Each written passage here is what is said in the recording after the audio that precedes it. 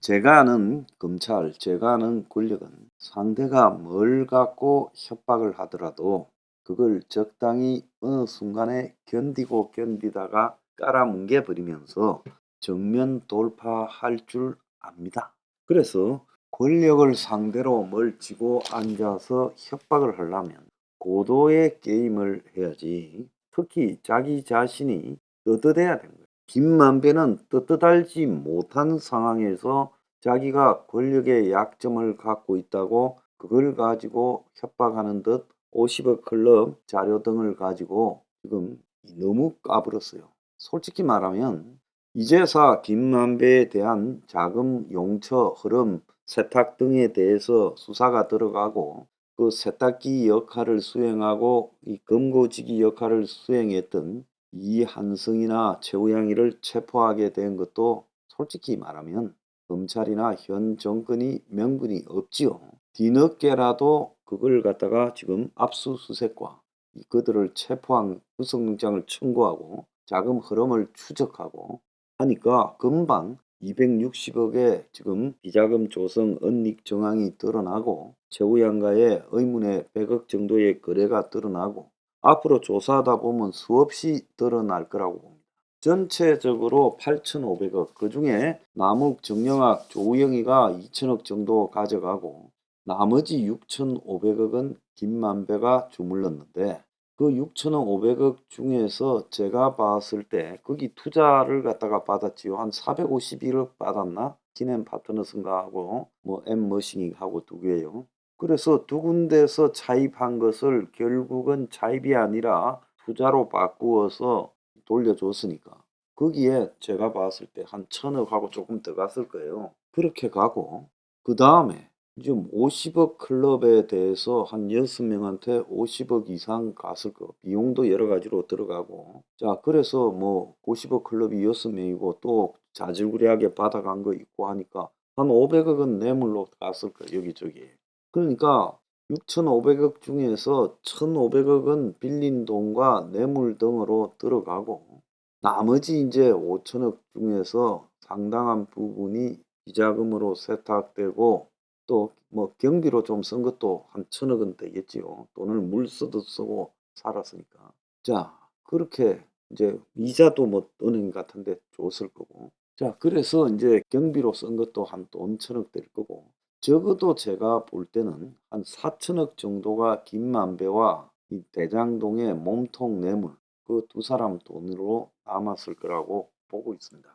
김만배가 이 지금 그렇게 많은 돈을 가지고 있음에도 유동규나 김용이나 정진상한테 한모같이 떼줄 듯하고는 떼주지 않았고, 오늘 아침 신문에 보면 뭐 428억에 대해서 약정서를 쓰자 했다는데 그건 뭐 말뿐이기 때문에요.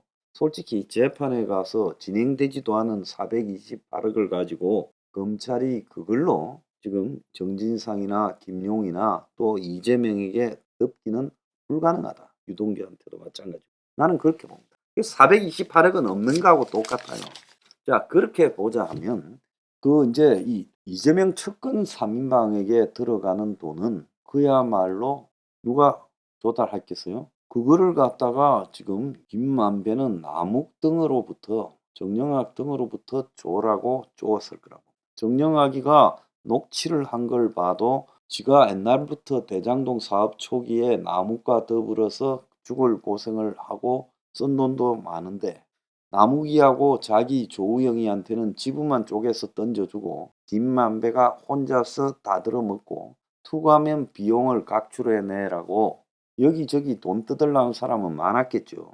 거기 뭡니까? 토목업자하고 이 박영수 인처 그 분양업자하고 그게 남욱등이 가세해서 김만배한테 100억을 받아냈다잖아요. 그럼 이제 42억 5천만 원을 이 사업을 추진하기 위해 초반에 이재명 측에 기름칠한다고 이제 뿌린 돈, 그리고 또 김만배가 쓴 돈이 그거지요.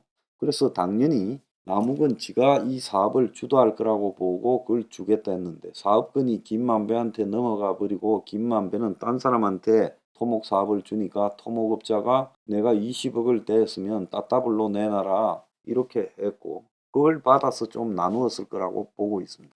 자, 그래서 이런 식으로 이제 이 김만배는 유동규, 이 김용, 정진상에게는 푼돈으로 처리한 거고 실제로 뭐 한모가지 지분이 있다라고는 그냥 술 먹다가 말을 했는데 그것은 이재명의 지분이 있을 수 있다고 말한 것이지 구체적으로 지금 저 세 명한테 얼마씩 주겠다고 약속은 안 했다고 봅니다. 그렇게 할 듯이 하고 돈 달라 할 때마다 나무기 보고 처리하라고 했던 거죠.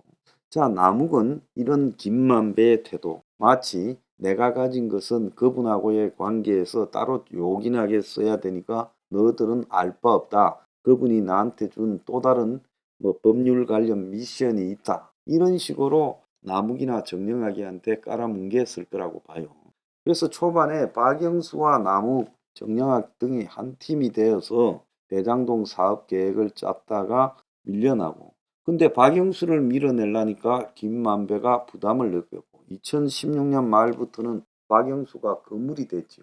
그러니까 김만배가 거물 박영수를 갖다가 이 박근혜 특검 이런 부분에서 영뭉개기가 뭐 했으니까 박영수 아들, 딸 그리고 본인이 화천대유와 관련해서 여러 가지 역할을 맡았을 거라 이렇게 추정이 됩니다. 그래서 김만배는 지금 드러난 부분에서 보면 단지 대장동 사업자로서의 역할, 이재명에게 부여받은 그 부분 외에 그걸 받기 위해서 이재명의 법률 문제는 내가 해결하겠다고 총대를 맸던 걸로 봐요. 왜 해결하냐? 김만배가 발이 넓어요. 박영수도 알고 뭐 저 곽상도도 알고 발이 두루두루 넓어요. 예? 김수남이도 알았을 거고 권순일도 알고 최재경이도 알고 그러니까 김만배가 이거는 내가 해결해 줄게 하고 총대를 메고 대장동에서 벌은 돈으로 내가 좀 로비해서 하겠다. 그러니까 이재명이는 김만배와 이렇게 이 어느 순간에 엮이고 그를 사업자로 앉혀서 과거의 남욱이나 정영학 이런 아들보다는 김만배가 훨씬 자기한테 유리하다고 본 거죠. 김만배는 그뿐만 아니라 대장동 사업 초기부터 이화영이 그리고 이화영의 보좌관 출신인 이한승이 자, 이렇게 끌어들이면서 한편으로는 이 대북 사업에 관한 이 맥을 지금 짤 수 있게 되고 또 한편으로는 김만배의 깡패라인 최우양이 김성태, 배승윤이까지 연결해서 거기에다가 쌍방울에다가 이재명 측근들을 다 배치도 시켜주고 대북 사업에 뒤에 주도하는 역할까지도 만들어줬어요.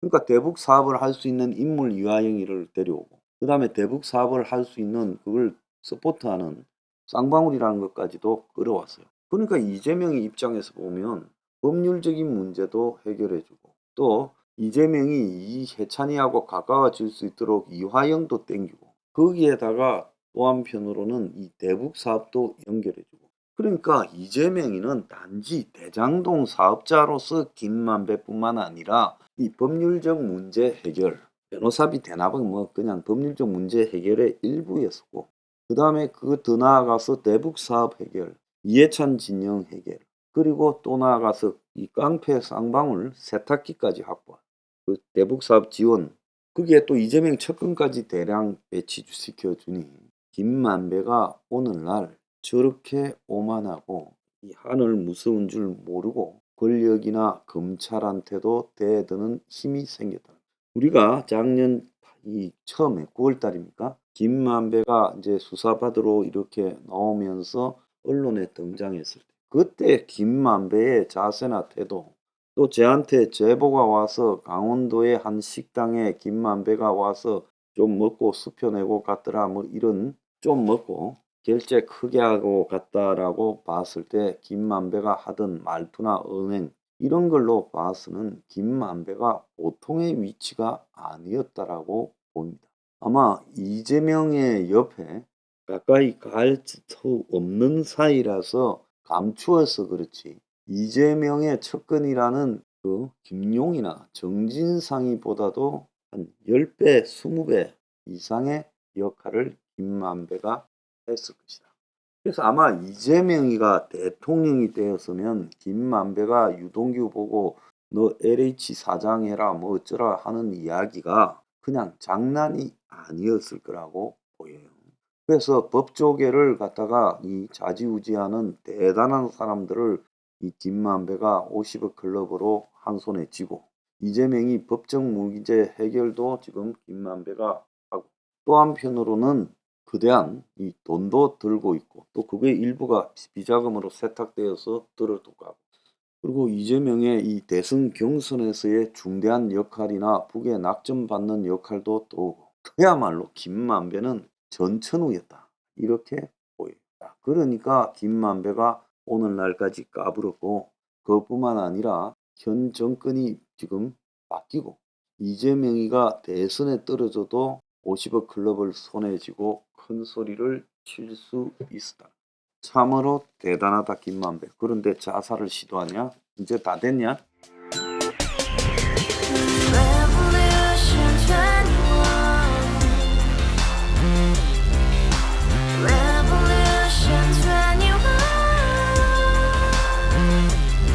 내 나이 30 월세 30 코인빚만 300 서울에 온 지 벌써 10년 아둥바둥 버텼지만 여전히 난 반지 하에 제왕 곰팡이 연문제약 내 미래는 깡통망통 완전히 폭망 고시원 창문만큼 작아진 내 꿈 연애 결혼 내 집 모든 게 헛꿈 1년 전 떠난 여친 울며 말했지 같이 써봤자 평생 가본 게 꼭꼭꼬라지